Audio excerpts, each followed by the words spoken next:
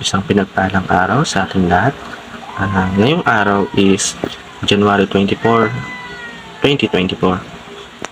Ngayong araw is ipagpapatuloy natin yung nasimulan nating series na Seeking God's Guidance and Wisdom, o hinahanap natin o hinahangad natin sa sarili natin o sa pagkatao natin na mag-guide tayo ni God at mabigyan tayo ng wisdom ni God para dun sa i-guide niya tayo dun sa way na makakabuti sa atin, and alam natin na maganda yung patutungan natin. Ngayong araw is mag-discuss na naman tayo ng panibagong Bible verse sa ating talakayin. Ang Bible verse na tatalakayin natin ngayon is yung Psalm chapter 25 verse 4 to 5. Ano nga ba yung sabi dito? Show me your ways, Lord. Teach me your paths. Ayun. Hinihingi niya yung way na guide ni Lord para mapunta tayo sa mabuting patutunguhan. Guide me in your truth and teach me, for you are God, my Savior, and my hope is all you day alone. Si God kasi yung Savior natin na kailangan sa way na sinave niya tayo is na yung maganda or yung ebidensya na i-guide niya tayo sa mabuti dun sa alam natin makakabuti sa atin. Sa mga turo niya, kailangan aralin natin yun. I-record natin lagi yung mga aral na binibigay niya para ma-adapt natin sa sarili natin.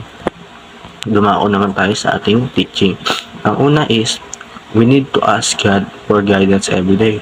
Yun, kailangan natin humingi ng guide para kay God para sa araw-araw, para araw-araw is sa mabuti tayo gagawa. Kasi kung pangungunahan natin to ng mga sarili lang natin, ano yung magiging resulta nito, di ba? Pag kay God, sure na mabuting pupuntahan natin. Sa pangalawa, God teach us His way and show us His path. Yung tinuturo ni God yung way na patutungan, yung way na dinadaanan niya, hindi yung way na papupunta tayo dun sa ikakasama natin. Kung ituturo niya yung way na makakabuti sa atin, saan ba yung talagang karapat dapat? Sa pangatlo, we need to wait and expect God's word daily. Yun, huwag tayo masyadong apurada, kumbaga matuto tayong mag-wait dun sa ano ba yung magiging desisyon ni God sa atin. Kasi, kumbaga kung marunong tayong maghintay, hindi naman tayo ni God pababayaan eh. Bibigay tayo ni God sa way na makabuti sa atin sa araw-araw. Sa application naman, ang una is pray for God guidance first thing in the morning. Yun, kumbaga ano ba yung dapat natin gawin kada gigising tayo? Siyempre, di ba, kadalasan ginagawa natin is yung hawak agad yung cellphone, ganyan. Pero ang dapat is yung mag-pray tayo kay God na parang i-guide tayo sa araw na to, sa panibagong araw na binigay sa atin. Yun pa rin dapat. Tapos, pangalawa, follow God's leading every day. Yun, follow lang natin yung mga sinasabi sa atin ni God. Ano ba yung mga dapat na inuutos niya, kung ano ba yung alamin natin yung tama at mali. Kaya, kailangan sundin natin yung kay God.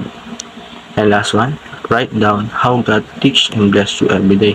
Ayun, i-record natin sa araw-araw ano ba yung mga magandang ginawa sa atin ni God para lagi natin siya maalala.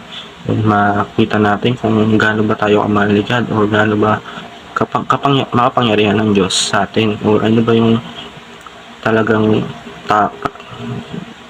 intention ni God sa atin, di ba? Nakita mo yung mabuting ginagawa niya sa atin. Sa ating discussion, what are the benefits of recording all of your learnings and blessing for the whole year? Ano ba daw yung mga benepisyo ng pag-record natin dun sa mga ginagawa ni God sa atin, yung mga blessing, di ba? Ano ba yung benepisyo nun? Para sa inyong kasagutan, please comment doon sa ating comment section para kumbaga makapag-share tayo din sa iba. And pag nabasa nila, makikita natin yung mga sarili nating karanasan and ano ba yung ginawa ni God sa atin na para ma-inspire din yung iba, di ba? Sa ating prayer, Lord God, thank you because you work in my life daily.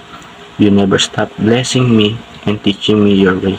Lord, let me capture your work in my life by writing down all the things you have taught me and all the blessing I received from you. In Jesus' name, Amen. So, ayun, natapos na tayo sa ating talakayang araw. May natuto tayo sa ating panonood sa devotion na ginawa natin. And ang panalangin ko is matuto tayong mag-record sa mga blessing ni God na binibigay sa atin para makita natin to ano kung gaano ba tayo kamahal ng Panginoon, and lagi natin maalala yung mga magagandang bagay kahit sa kalungkutan, ano bang pumunta sa buhay natin. So ayun, maraming salamat sa panonood. God bless.